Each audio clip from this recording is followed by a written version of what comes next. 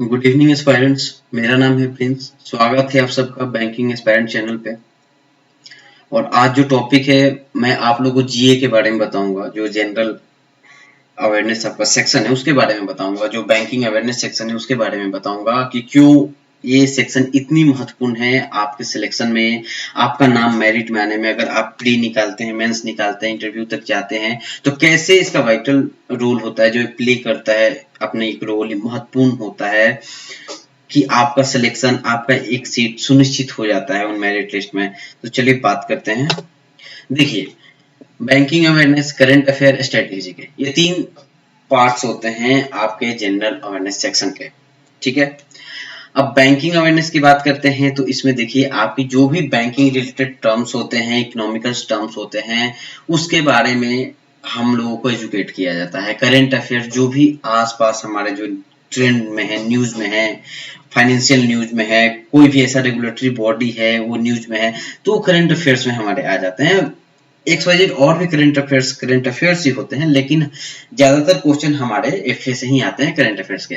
और statics GK, अब statics GK जो होता है, पहले भी इंडिपेंडेंट आते थे, लेकिन अभी ये भी इंडिपेंडेंट नहीं आते हैं। अगर कुछ ऐसा न्यूज में हो, कोई डैम, कोई वाइल्ड लाइफ सेंचुरी, कोई पार्क, कोई रिवर, तो ये आ सकते हैं, राइट। लेकिन अभी भी आप देख लेते हैं वेटेज क्या आता है। नेक्स्ट स्लाइड पे देखो, पहले टॉपिक को समझते हैं, ठीक है। अब आपका बीए हो गया, एफए हो गया, राइट। तो इससे आपका ना 10 to 15, ये जो आप मार्क्स देख रहे हो ना, ये 10 to 15 ये आपका आना ही आना मांगता है, राइट। और उसके बाद आपका जो करंट अफेयर्स है ये 25 प्लस है। मतलब आप देख रहे हो, आप देख सकते हैं कि ये जो करंट अफेयर्स है ये आपका 25 प्लस है, ठीक है। माइंड मत करना, ये 25 प्लस है। और आपका स्टैटिक जी के 8 प्लस है। तो ओवरऑल आप देखोगे तो जो आपका करंट अफेयर है 25 नंबर, बैंकिंग अवेयरनेस से आपका 10 नंबर, और स्टैटिक्स जीके से 8 नंबर आपके। तो कहीं ना कहीं अगर आप करंट अफेयर पे ज्यादा फोकस करते हो और आपका बैंकिंग के जो बेसिक टर्म्स है वो अगर क्लियर है आपके, ठीक है, अगर वो आपके क्लियर हैं, तो आप आसानी से इस सेक्शन में अच्छे मार्क्स ला सकते हो और अपने लिए एक सीट रिजर्व कर सकते हो। चलो मैं बात करता हूँ। वेरियस एग्जाम्स आईबीपीएस कंडक्ट कराता है, एसबीआई कंडक्ट कराता है, आरबीआई के एग्जाम्स आते हैं, और बहुत सारे इंश्योरेंस के एग्जाम्स भी आते हैं, नाबार्ड के भी आते हैं, और छोटे मोटे कोऑपरेटिव बैंक्स के भी आते रहते हैं, ठीक है। लेकिन जो मेजर एग्जाम है जो हमें कवर करना है वो आईबीपीएस है और एसबीआई है, जो मैक्सिमम स्टूडेंट्स अभी तैयारी कर रहे हैं, ठीक है। उसमें आप जानते हो एक पीओ होता है, क्लर्क का पोस्ट आता है, और आईबीपीएस में एक PO clerk, RRB PO clerk, ये 4 मेजर वैकेंसीज जो हैं हमें हर साल देखने को मिलते हैं। और एसबीआई का पीओ क्लर्क, एसओ होता है, तो एसओ की बात नहीं करेंगे क्योंकि मोस्ट ऑफ देम आप लोग जनरली पीओ और क्लर्क की तैयारी करते हो, राइट। और आरबीआई ग्रेड बी सबकी ड्रीम होती है, इसे माना जाता है मोस्ट प्रेस्टिजियस जॉब यूपीएससी के बाद। तो उसमें देख सकते हो कि नंबर ऑफ क्वेश्चंस कितने हैं, मार्क्स कितने हैं। तो आईबीपीएस एग्जाम में पीओ का जो है 40-40 होता है, 40 क्वेश्चन 40 मार्क्स। क्लर्क में 50 क्वेश्चन 50 मार्क्स। सेम आईबीपीएस जो है, मुझे जहां तक लगता है वो एसबीआई को फॉलो करता है। और हर साल आपके जो एसबीआई के एग्जाम होते थे, फेब के टाइम या मार्च के टाइम में आपके नोटिफिकेशन आते थे, तो पहले एसबीआई हुआ करता था। और जो ट्रेंड एसबीआई फॉलो करता था, आईबीपीएस उसे फॉलो करता था। ये पिछले 2011 से आप मैं देख रहा हूँ, ठीक है। तो ये ट्रेंड हुआ करता था, लेकिन अभी थोड़ा सा ट्रेंड में चेंज हुआ है, कोविड के कारण से सारी चीजें बदलाव हो गए। सब क्या समझ में आता है, एग्जाम डिले हो रहा है, आप लोगों के ऊपर क्या बीतती होगी ना, या मुझसे बेहतर कोई नहीं समझ सकता। खैर, मुद्दे पे आते हैं। देखो, ये आपके सिलेबस है, ठीक है। क्या क्या सिलेबस आप देख सकते हो।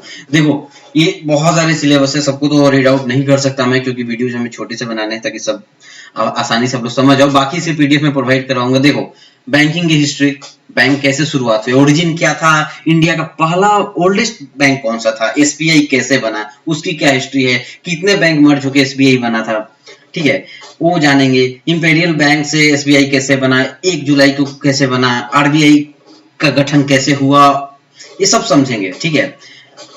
कासा राफा जो भी आप समझते हो, एनआरआई, आपका टाइप्स ऑफ एटीएम्स के किस टाइप के होते हैं, बसेल नॉर्म्स को समझेंगे, 1 2 3 सब ये सारे समझेंगे। शेयर मार्केट को भी समझेंगे, म्यूचुअल फंड्स को भी समझेंगे, सब कुछ समझेंगे इसमें, ताकि कोई आपसे छूट ना जाए करंट अफेयर। क्योंकि आप देखो, आप समझ रहे हो कि करंट अफेयर्स कर लेंगे, देखो गलत हो आप। देखो, आप जब तक आपको बेसिक इकोनॉमिकल टर्म्स पता नहीं होंगे ना, तो करंट अफेयर समझने में दिक्कत होगी। जब मैं 10th में था, मुझे याद है, मुझे फिजिकल डिफिसिट, मॉनेटरी पॉलिसी सब समझ में नहीं आता था, बट न्यूज़पेपर पढ़ने का बहुत शौक था। लेकिन जब मैं बैंकिंग की तैयारी किया, काफी समय की बात हो गई, तो खैर चलो, तो समझ में आया कि आपको इकोनॉमिकल टर्म्स जानना बहुत ही जरूरी है, तभी आप न्यूज को भी समझ पाओगे। तो जो ये जो करंट अफेयर जो 25 क्वेश्चंस आप मार्क्स आप लेके आओगे, उसमें जो 25 प्लस क्वेश्चंस आपके आ रहे हैं, और 10 to 15 जो इंडिपेंडेंट नहीं, मतलब डायरेक्ट क्वेश्चन तो नहीं आ रहे हैं, मान लो कि आपको घुमा के ही इनडायरेक्टली पूछ रहा है वो, तो उसको भी समझने के लिए करंट अफेयर जानना बहुत ही ज्यादा जरूरी है, ठीक है। तो ये आपका जो था, ये सिलेबस था, ठीक है।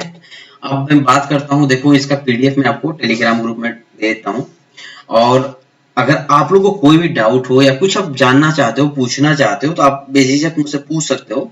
टेलीग्राम पे मैं पर्सनली सबको रिप्लाई दे दूंगा, ठीक है। बाकी बहुत ही इंटरेस्टिंग सेक्शन है, बहुत मजा आएगा पढ़ने में। मैं डेली एक छोटे छोटे शॉर्ट्स वीडियो डाला करूंगा, जो बेसिकली देखो, इसमें कुछ रॉकेट साइंस तो है नहीं इसमें पढ़ाने के लिए। करंट अफेयर्स के लिए मार्केट में XYZ बहुत सारे पीडीएफ अवेलेबल है, बस आप रट जाओ, ठीक है, वो सेक्शन कवर हो जाएगा। लेकिन फिर भी अगर आप लोग चाहते हो, या फिर मुझे लगता है कि ऐसा देना चाहिए, ठीक है। अब नो डाउट कि बहुत लोगों के जो बेसिक्स होते हैं वो क्लियर होते हैं, ठीक है, लेकिन जो नए बच्चे हैं, एटलीस्ट उनको पता चल जाए कि कहाँ से पढ़ना है, क्या पढ़ना है एटलीस्ट। तो जो भी इंपॉर्टेंट, जो ये आप देख सकते हो ना, जो ब्लू से लिखा हुआ, ये सारे सिलेबस हैं, तो इनके जो शॉर्ट्स वीडियो होंगे 2 मिनट्स 3 मिनट्स का, जिसमें आपको डेली छोटे छोटे टिप्स मिलते रहेंगे, जैसे कि मॉनेटरी पॉलिसी क्या है, बैंक क्या है, बैंकिंग क्या है, बैंक एंड बैंकिंग में क्या डिफरेंस है, आप ये सब समझ पाओगे। रेटिंग एजेंसीज कौन कौन से होते हैं, मूडीज क्या है, ठीक है, तो आप समझ पाओगे। और जो छोटे छोटे जो एब्रिविएशंस होते हैं, शॉर्ट फॉर्म्स होते हैं बैंक्स के, वो आप समझ पाओगे, ठीक है। और बैंक्स नेशनलाइज क्यों हुए, क्यों जरूरी था, ये सब भी बना दूंगा। इसलिए बनाना जरूरी है, देखो इंटरव्यू में भी आपके क्वेश्चंस आएंगे। अगर आप प्री निकाल लेते हो और मेंस में आप स्ट्रगल करते हो करंट अफेयर्स को लेके या जीए सेक्शन को लेके, तो देखो आपको इंटरव्यू में भी स्ट्रगल करना पड़ेगा। इंटरव्यू में जो क्वेश्चन पूछते हैं वो डायरेक्ट पूछ लेंगे, कोई भी योजना पूछ सकते हैं आपसे, कोई भी ऐसा न्यूज पूछ सकते हैं बैंकिंग से रिलेटेड, या कोई कुछ भी बजट से क्वेश्चन पूछ सकते हैं, वो XYZ, लेकिन वो रहेगा आपके बैंकिंग सेक्टर से ही। तो आप समझ सकते हो कि कितना महत्वपूर्ण है ये। तो आप लोगों को मैं इंटरव्यू के लिए भी टिप्स दे दिया करूंगा कि आप लोग कैसे क्लियर कर सकते हो। और वो टॉप 10 क्वेश्चंस कौन से हैं जो इंटरव्यू में अक्सर पूछा जाता है। एक तो मेजर क्वेश्चन ये है कि tell me something about you, तो एवरीबॉडी नोज द आंसर क्या होता है, सब लोग अपने बारे में इंट्रो दे देते हैं। लेकिन सोचो, आप जो एक इंट्रो देते हो ना, दैट इज, वो आपके जो करेक्टर का है ना, आपका जो एक स्केच है करेक्टर का, उसका 90% वो डिलीवर हो जाता है पैनल के सामने कि तुम क्या हो, क्या सोचते हो, किस टाइप के व्यक्ति हो, आशावादी हो, निराशावादी हो, क्या सोचते हो, तुम्हारा मतलब किस प्रकार का नेचर है, ओके। तो वो तो समझ में आ जाता है। लेकिन आप कितने अपडेटेड हैं, कितना जानते हैं, इसके अलावा क्या क्वेश्चन पूछा जाता होगा। जब आप tell me something about you में ही आप जब सब कुछ अपने बारे में बताते हैं, तो इंटरव्यूअर पूछेंगे क्या आपसे, वो पूछेंगे आपका नॉलेज चेक हो चुका है, आप मैथ में अच्छे हो, इंग्लिश में अच्छे हो, रीजनिंग में अच्छे हो, लेकिन वो आप जानना चाहेंगे कि आप और क्या जानते हो, कितने अवेयर हो, किस टाइप की आपकी पर्सनालिटी है। तो इसलिए आपको बैंकिंग अवेयरनेस पे ज्यादा फोकस करना है, क्योंकि इंटरव्यू में भी ये काम आएगा। चलिए इस लेक्चर को यहीं समाप्त करते हैं, और बाकी कोई भी इशू हो बेझिझक आप हमसे पूछ सकते हैं, ठीक है। मेरा नाम है प्रिंस, और समय समय पे मैं एक एक वीडियो लेके आया करूंगा जो आप लोगों के लिए हेल्पफुल साबित होगी। Thank you for watching.